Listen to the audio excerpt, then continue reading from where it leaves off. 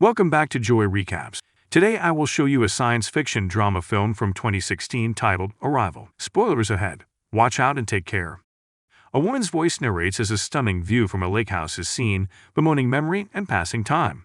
The same woman, Louise, is holding her new child close. The child, who is now a little older, and she then play cowboy. She tucks her daughter into bed while telling her she loves her, and the next second, the girl is a teenager telling her she hates her. Louise receives heartbreaking news about her child, while the two of them are at the doctor. Cancer kills the daughter. Louise is entering a building while continuing to describe how straightforward linear time is and how some days, like the day the aliens arrived, define the larger story. She walks past the crowd that has gathered around the building's screen. She enters the almost completely empty classroom and begins the lecture. Prior to one of her students asking her to turn on the news, phones begin to buzz and ring. A mysterious object is reportedly touching down in Montana, and at least 8 other nations across the globe.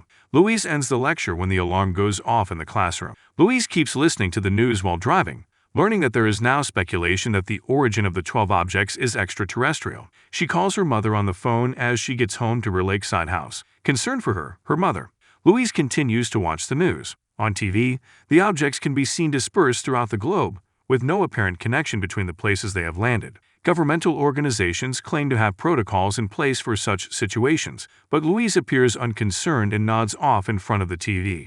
Louise returns to the university 2 days later to find it deserted, so she continues to watch the news from her office. A man enters her office and introduces himself as an army colonel, as she is listening to reports about how the world is responding to the alien craft. He asks her to translate something for them once more and places a recorder on the desk, taking into account her prior experience translating for the Army intelligence and her ongoing security clearance. The human team trying to contact the aliens is captured on tape. She is shocked and perplexed, but the colonel keeps asking her questions that she can't provide him with by using an audio file. As a result of his rage, he declines to take her to Montana. Either the file is being translated or nothing happens. He steps out of her office when she stays silent. However, Louise is startled awake that night by the sound of helicopters approaching her home. The colonel is knocking on her door and advising her to leave. They depart in the middle of the night in a helicopter. She meets Ian, a theoretical physicist, who will be her co-worker inside. He quotes some of her writing on linguistics and says that science, not language, is the foundation of civilization.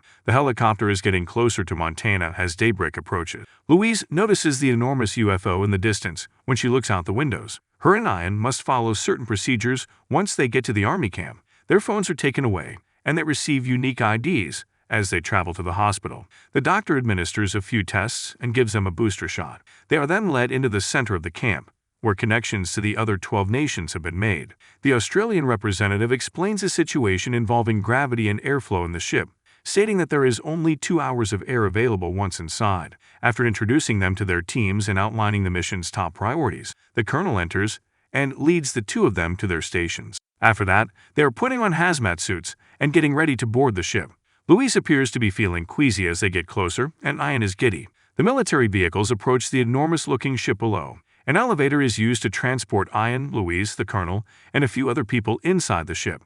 As the radio signal gradually deteriorates, they enter through a hole at the base. As they begin to walk up, Louise starts to feel queasy because the gravity inside the ship is entirely different, so the colonel pushes her inside. Ian also needs a moment to adjust to the gravity. To begin the communication, the team moves toward the window opening. The aliens suddenly appear at the window in a gust of what appears to be smoke. Strange sounds are coming from the other side, and I can hear them. The colonel anticipates that Louise will begin translating what appears to be noise coming from the other side, even though she is terrified upon seeing the enormous heptapod creature. When the team returns to the base, Ian is throwing up on the other side, and Louise is asking if she has been fired. The colonel advises her that she only has a limited amount of time to come up with a solution before they go back inside. A few soldiers watch the news and report that the level of panic has increased globally. As Agent Halpern continues to speak with the Australian team, he informs them that they are still in the dark. Louise returns with her team inside this time, carrying a whiteboard with her.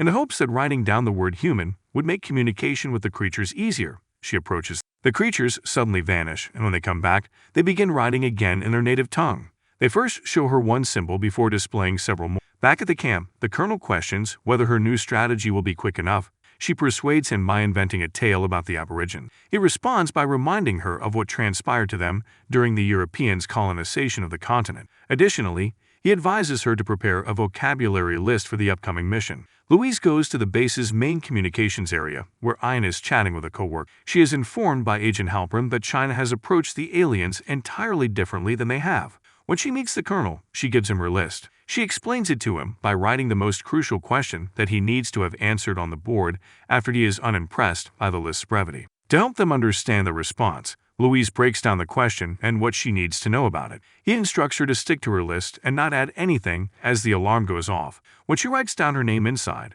the aliens reply with the original symbol that has been slightly modified. They need to see her, so Louise gets out of her suit. Despite their panic, the soldiers allowed her to. The aliens move toward the window as she does. One of them gives her a new symbol after she touches the window, and the alien does the same. She then gives them her name once more. Ian removes his suit as well and introduces himself after Louise decides she is moving in the right direction. The aliens give them 2 additional symbols in exchange, which Louise interprets as the aliens' names. As the team returns to the base camp, she suddenly starts to feel sick and remembers something about the child. The doctor is upset that she is putting herself in danger by taking off her suit when she is back at medical. Agent Halpern and the colonel are willing to take that chance given how far she has come. Captain Marks converses with his wife in the meantime out of concern for his safety.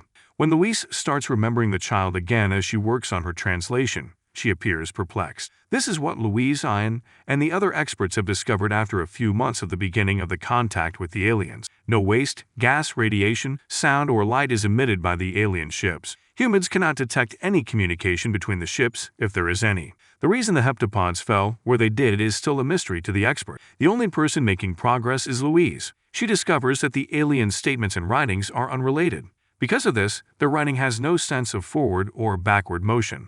Louise needs a month to formulate a response to a straightforward sentence the aliens write, indicating that more time will be needed to address the more involved query regarding their reason for visiting Earth. The world is becoming insane in the meantime. As a leaked image of the aliens becomes widely circulated, the news is reporting violent riots and significant demonstrations. Captain Marks and a different soldier begin reading conspiracy theories online and appear to have begun to believe them. Louise is translating the symbols when she begins to remember the child once more. The girl is demonstrating some drawings to her while they discuss Louise's divorce. She can't explain what's wrong when Ian asks her if she's all right. When the colonel enters, he inquires about her most recent visit to the doctor. When Louise steps outside, she recalls hazy memories of the child, ranging from when she was a young child to the time when she fell ill. She is once more speaking with Ian while at the base. He's read about the idea that picking up a new tongue alters the way one thinks. He wonders if she speaks their language in her dreams. She has a hallucination of a heptapods standing next to her in the room and is afraid Ian will think she is unqualified for the job. The colonel is at the door when she awakens the following morning. He asks her to translate a live feed of General Shang speaking on the phone. Shang claims that his science team is deciphering the sets and that each of the 12 is offering cutting-edge technology. The colonel informs Louise that both China and Russia are preparing to launch an offensive.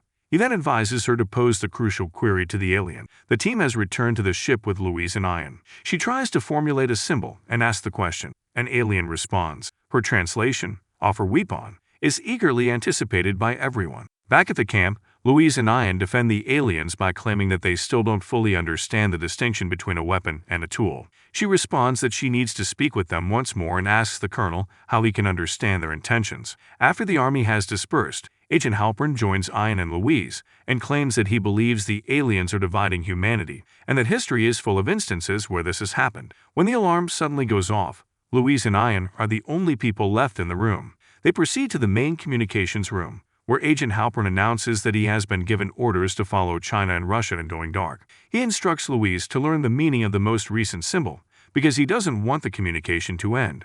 Additionally, all of the other nations stop communicating. General Shang has reportedly requested immediate talks at the UN, because he believes that aliens are attempting to split humanity, and that something needs to be done about it, according to the news. Captain Marks and another soldier are preparing to enter the ship while carrying a package. Despite being told to stop, they are not responding to the radio. The package turns out to be a ticking time bomb once you get inside. The heptapods become aware of the situation. Louise and Ian board the elevator to enter the ship as Marks and his team depart.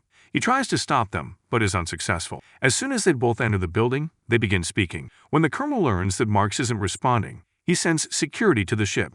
When Louise and Ian ask the aliens what offer weapon means, they receive a symbol in response. However, just as the symbol is about to vanish, one of the aliens begins tapping on the window.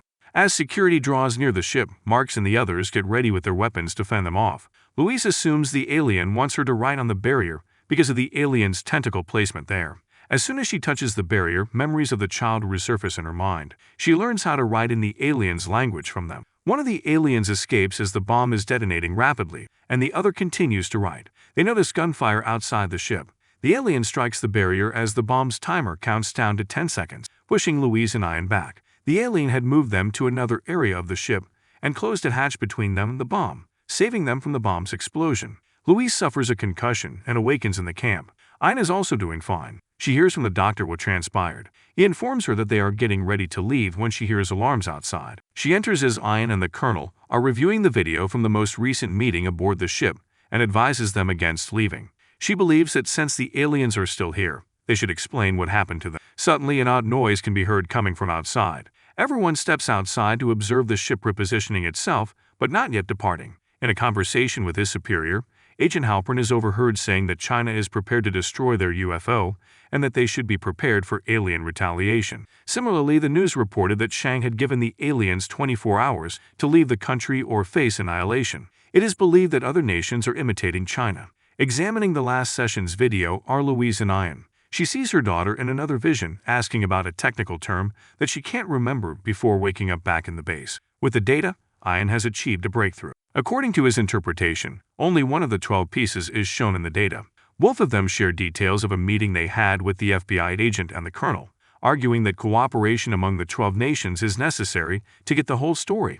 Halpern disagrees, claiming that the top scientist for the Russians was murdered, and that his final words were "many become one." According to Louise, what they have learned and what that means are the same. In a non-zero-sum game, Ian advises that they should offer their data first, allowing the others to do the same. Louise remembers that the phrase her daughter requested was the same one from a previous vision. She abruptly exits the room after having some sort of revelation regarding the aliens. Ian continues to pursue her and discovers that the ship has dispatched a shuttle to retrieve her from the ground. Louise enters, and as it begins to transport her back to the ship, it begins to fill with a gas. She suddenly finds herself on the other side of the window, inside the ship.